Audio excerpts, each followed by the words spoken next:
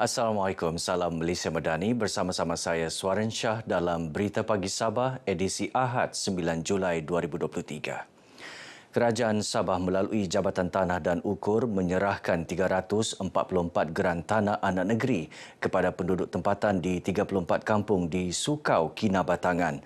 Geran itu melibatkan tanah berkeluasan 722.5 hektar. Antaranya Kampung Usaha Jaya sebanyak 51 geran, Kampung Sungai Tenegang 49 geran, Kampung Sinar Jaya 30 geran dan Kampung Sukau 26 geran.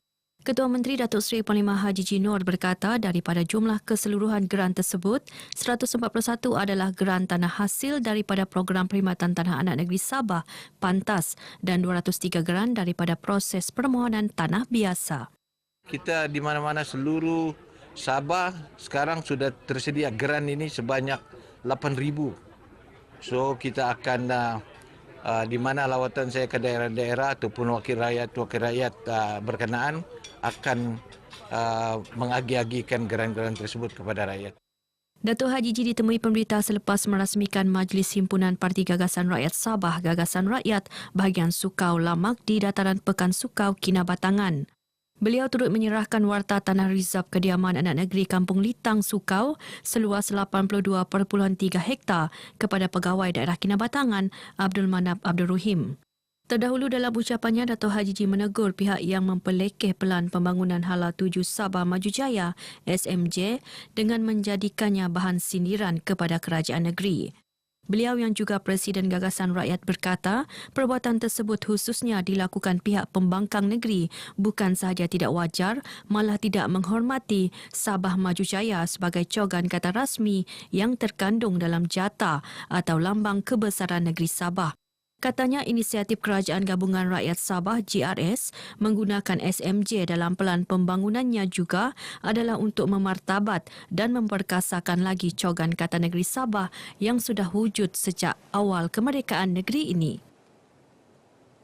Dalam pada itu, Datuk Haji Ji memaklumkan kerajaan negeri meluluskan peruntukan RM3 juta untuk pembinaan sebuah dewan di Sukau. Katanya kemudahan berkenaan dinanti-nantikan penduduk setempat untuk memudahkan penganjuran pelbagai program. Tadi diperlukan sebuah dewan untuk Sukau, jadi kita telah luluskan sebanyak RM3 juta. Karena bagi saya ini penting untuk perjumpaan rakyat kita, masyarakat kita di kawasan Sukau. Jelas Datuk Haji Ji, penyediaan kemudahan untuk rakyat di setiap kawasan sentiasa menjadi keutamaan kerajaan negeri sejajar misi dan visi Sabah Maju Jaya agar tiada kawasan terpinggir. Tambahnya, cadangan menaik taraf Sukau sebagai daerah kecil juga akan dipertimbang selepas mendapat maklum balas daripada Setiausaha Kerajaan Negeri dan pegawai berkaitan selain mengambil kira peraturan-peraturan sedia ada. Sementara itu, Ketua Bahagian Parti Gagasan Rakyat Sukau, Datuk Juhari Janan menyambut baik pembangunan yang dibawa kerajaan ketika ini dan berharap keperluan rakyat terus diberi keutamaan. Dan beberapa masalah yang saya utarakan itu mudah-mudahan Yang Amat Berhormat akan mengambil perhatian khususnya air, ya, jalan raya, elektrik yang belum cukup di pulau-pulau, kerana di kawasan Sukau ini pun ada pulau. Sebenarnya Lamak ini mengedambahkan kompleks sukan yang sudah lama kita idam-idamkan. Dengan jiran-jiran daerah jiran kita seperti Lahadatu, Buluran, Tongot, begitu pun sudah ada kompleks sukan. Langkah memperkasa pendidikan dan latihan teknikal dan vokasional TVET mampu mengatasi masalah pengangguran dalam kalangan graduan selain berupaya melahirkan lebih ramai tenaga kerja berkemahiran tinggi. Graduan TVET mampu menguasai pengetahuan dan kemahiran praktikal sekaligus berupaya mencipta pekerjaan sendiri berbekalkan kemahiran dimiliki. Timbalan Menteri Pendidikan Tinggi Datuk Muhammad Yusuf Abdal mengingatkan pelajar agar bijak memilih program pengajian yang ditawarkan Institut Pengajian Tinggi Awam IPTA dan menjadikan program TVET sebagai pilihan utama. Maka itu TVET menjadi fokus kita di bawah kementerian untuk menggalakkan pelajar-pelajar hari ini untuk jangan meletakkan dia sebagai second choice put it as a first choice sebab dia menjamin masa depan dari segi kerjaya. Datuk Yusof berkata demikian kepada media selepas mengadakan lawatan ke tapak cadangan kampus di Lahadatu. Dalam pada itu, beliau yang juga ahli Parlimen Silam menyarankan agar daerah Lahadatu diberi tumpuan dalam pembukaan kampus cawangan universiti tempatan, khususnya yang menawarkan program TVET dalam usaha menjadikan daerah itu sebagai hub pendidikan. 100 batang pokok buah-buahan berjaya ditanam bersempena program hiking dan penanaman pokok anjuran bersama Persatuan Rekreasi Pohumpung Bukit Bendera Papar dan Kementerian Belia dan Sukan Sabah KBSS di Kampung Biau Papar. Program dirasmikan Adun Limbahau Datuk Joel Nuatim merupakan inisiatif untuk melestari dan memelihara alam sekitar. Ketika ditemui pemberita, Datuk Joel berkata penganjuran program turut menggalakkan masyarakat untuk bersama-sama melakukan aktiviti riadah sekaligus memudayakan gaya hidup sihat. Pokok yang telah ditanam di kawasan ini untuk mengindahkan ataupun mencantikkan lagi Bukit Pohumpung ini. Dan kita mengucapkan terima kasihlah kepada pihak kementerian yang telah menganjurkan aktiviti ini untuk memastikan anak-anak ataupun belia-belia yang ada di sekitar Papar ini dapat menjalani aktiviti yang sihat di kawasan ini, terutama sekali di dalam mendaki bukit ini. Dalam majlis berasingan, Datuk Joel turut merasmikan program kursus asas penanaman cendawan yang dianjurkan Ketua Wanita Parti Gagasan Rakyat Sabah PGRS Dun Limbahau di Dewan Serbaguna Biau Papar. Seramai 100 peserta kursus mengikuti program ini dengan matlamat meningkatkan lagi ekonomi dan pendapatan penduduk setempat. Lebih RM370,000 disumbangkan PTT Exploration and Production Public Company Limited PTTEP Malaysia kepada 13 buah sekolah dan 840 murid di Sabah dan Sarawak menerusi program We Care Sabah and Sarawak. Di Sabah, 300 murid golongan B40 menerima sumbangan berupa beg, kasut, pakaian sekolah serta kit keperluan dan penjagaan peribadi, manakala 6 sekolah yang terpilih masing-masing menerima 50 kemudahan sekolah berupa meja dan kerusi.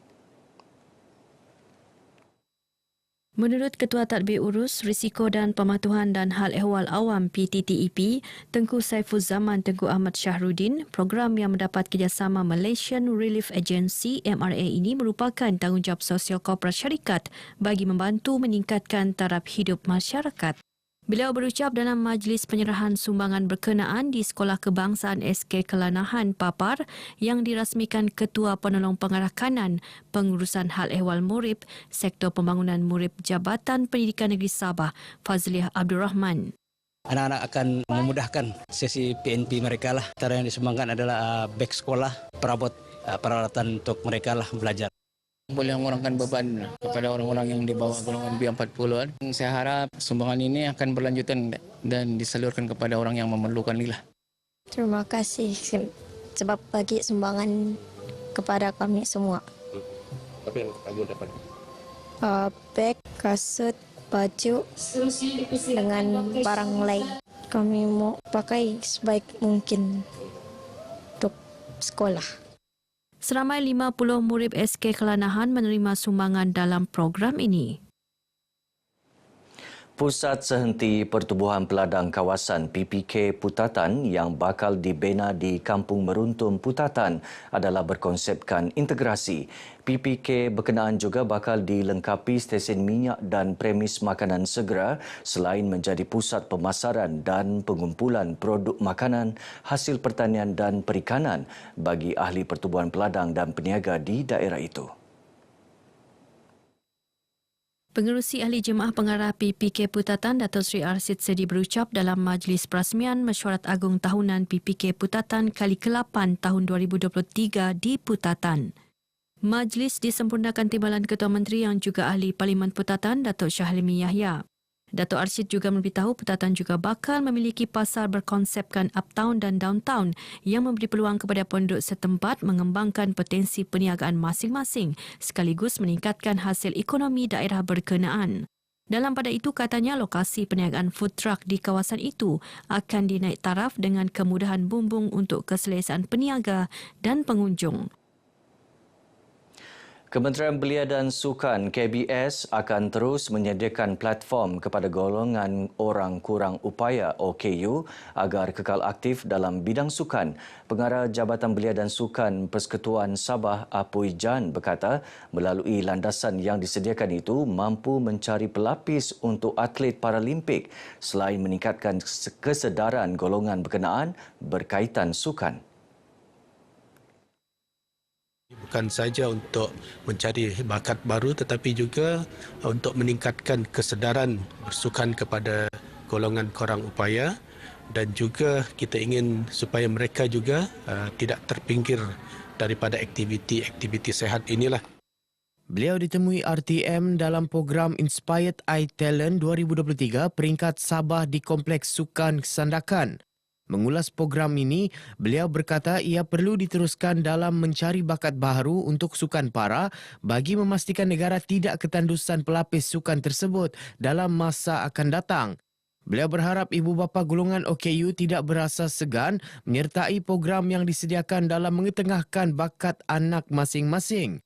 Lebih 80 peserta daripada 9 sekolah termasuk 3 pusat pemulihan dalam komuniti selain yang hadir sendiri bersama ibu bapa menyertai program yang diisi dengan pelbagai aktiviti pencarian bakat antaranya ujian kecergasan, permainan catur, pingpong, badminton, bowling padang dan acara olahraga.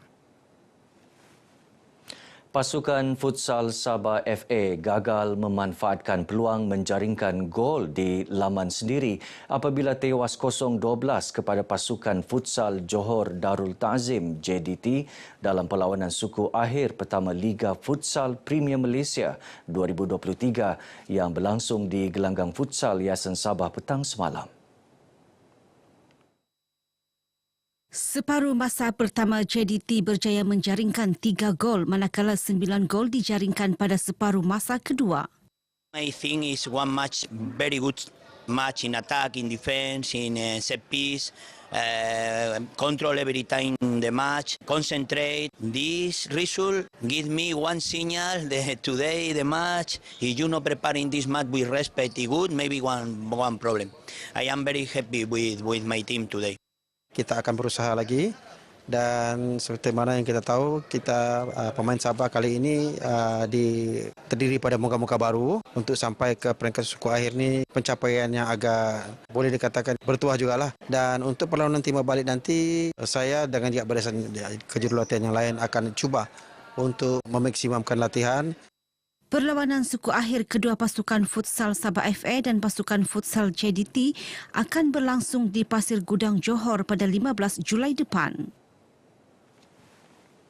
Sekian Berita Pagi Sabah, menyusul selepas ini Berita Pagi Sarawak. Malaysia Madani, tekad perpaduan penuhi harapan. Assalamualaikum. Terima kasih tak semimun. Setia bersama RTM Sabah. 你是我们的动力，你是我们的灵感。Kami patuhi amuan. Ia akan Okay, mic check 1 2 let's go. You know what it is. Yang sahih paling laris, update tanpa halangan baris, bengkok kami garis. Tiap halaman akhbar, siang dan malam full bar. Bila bangun pagi radio kami kan bertanya kabar. Hey, apa kabar? Jangan gusar, harimu pastikan bersinar. Salam kami rakam, RTM pilihan. Unggul tanpa sempadan, always be number one. You are the inspiration.